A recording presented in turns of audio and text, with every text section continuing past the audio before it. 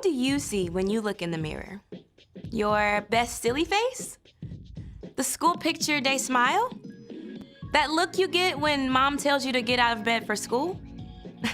Whatever you may see in the mirror, something amazing is true. You are a mirror. God made you in His very own image to reflect who He is to the world around you. That's right.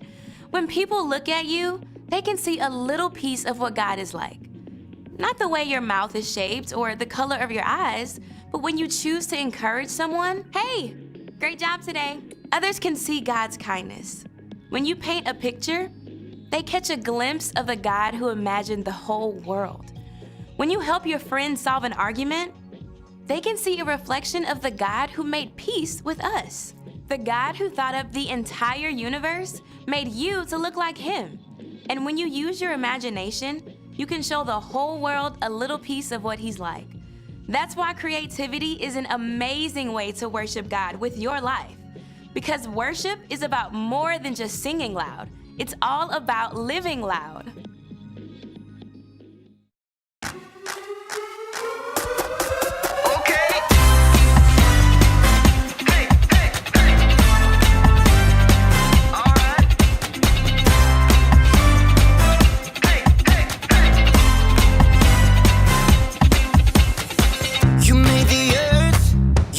Spinning. You made the ocean and everything in it, and you made the sky so blue, and you made every other color too. You made the sun, you keep it shining. You put the moon up in the midnight sky, and everything around me created by you only.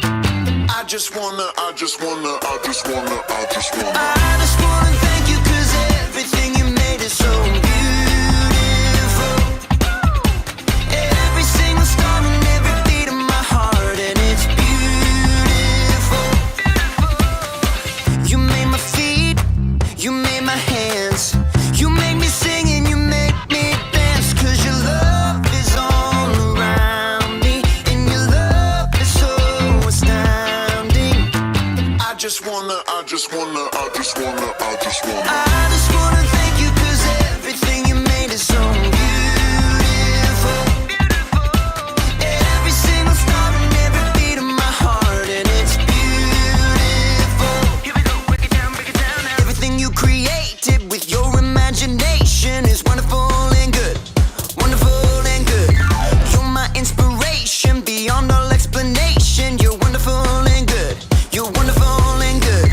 Everything you created with your imagination is wonderful and good, wonderful and good. You're my inspiration beyond all explanation. You're wonderful and good, you're wonderful and good. I just wanna thank you, 'cause everything you made is so beautiful. Every single star and every beat of my heart, and it's beautiful. I just wanna thank you, 'cause everything you made is so beautiful. Every single star and every beat of my heart, and it's beautiful.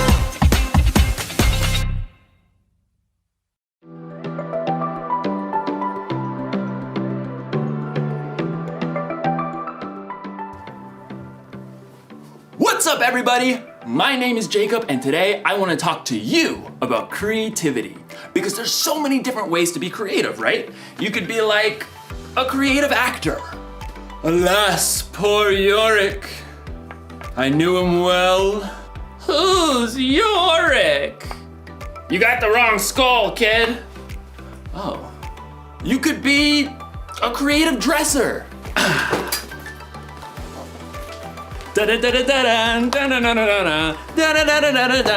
Hey! You could be like a creative, I don't know, scientist? But most of the time when you hear the word creativity, you think of something like this. A work of art. Or maybe you think of something like this.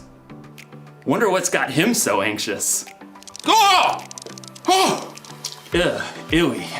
In today's story, you're going to hear about the very best creation of all time. Actually, it's the very first creation of all time. It's where creativity was born. And cockroaches. No, it's good. It's indescribable. See you in a few. The Bible. It's 66 books of history, stories, letters, and poetry that fit together to form God's one big story.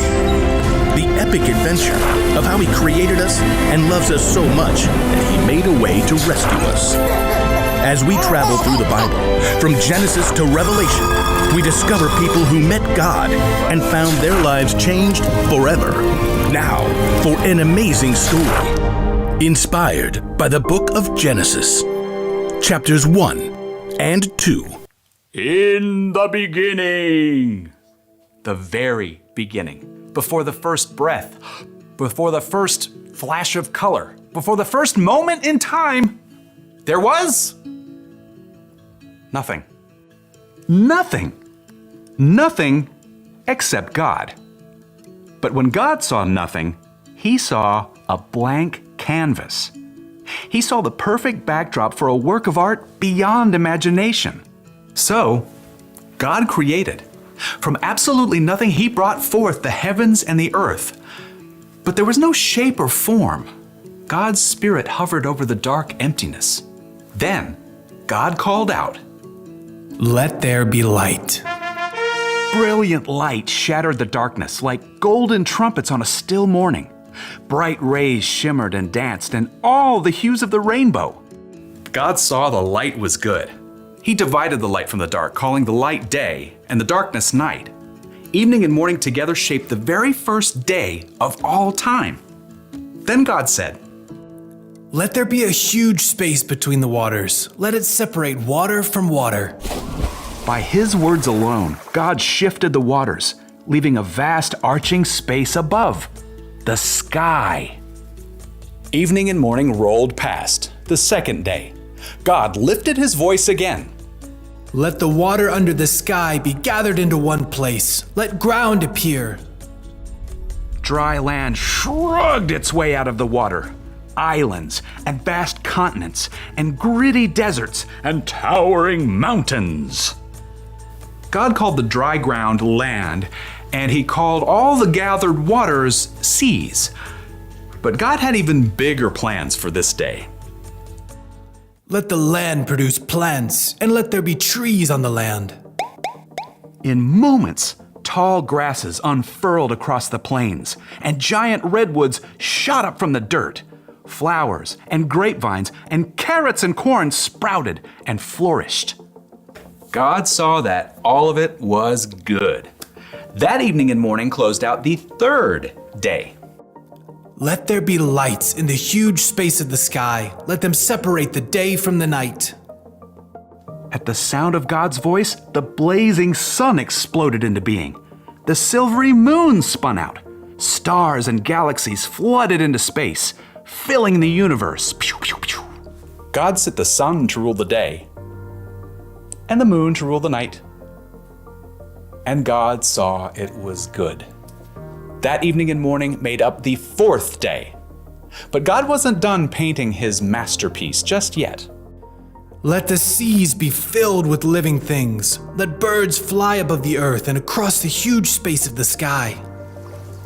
Instantly, the seas and rivers and ponds writhed with dolphins and octopi, salmon and minnows.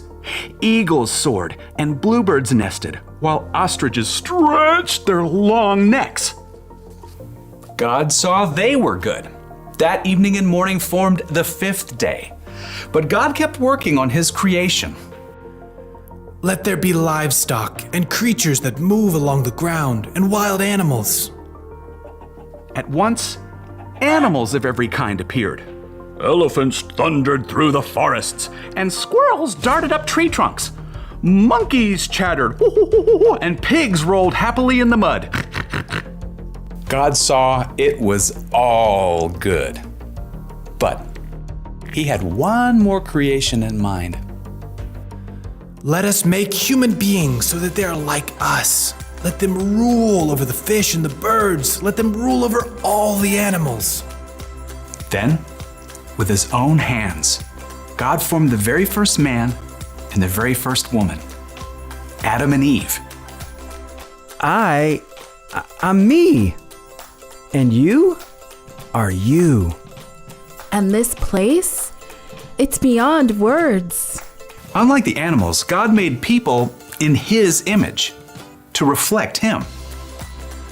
Have children and fill the earth. Rule over the fish and the birds and every living creature.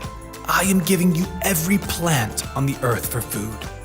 God looked over everything he had created and saw that it was very good. That evening and morning were the 6th day.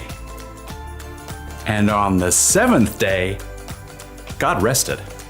I mean, his work was finished. His glorious creation was complete.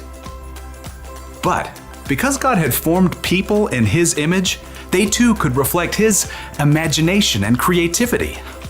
The possibilities ahead of them were endless.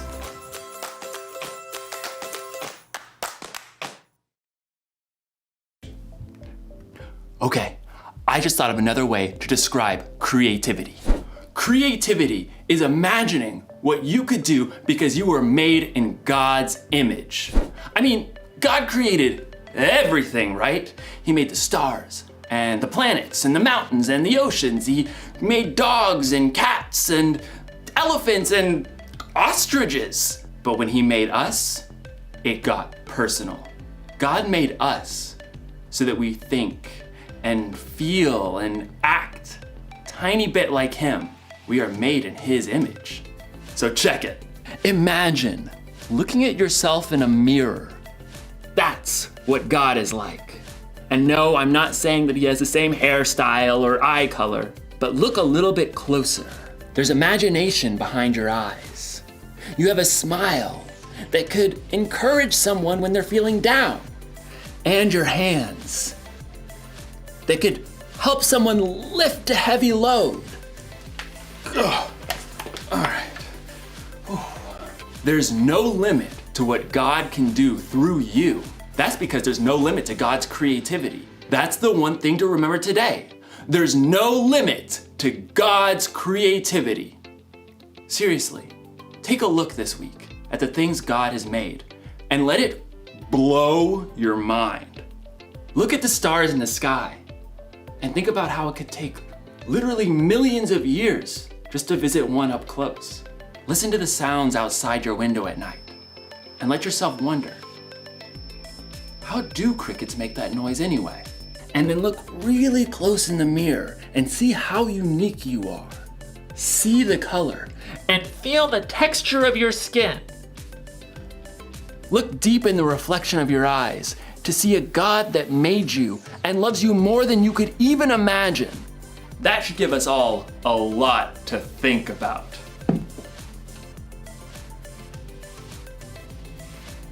No wonder this guy's a statue.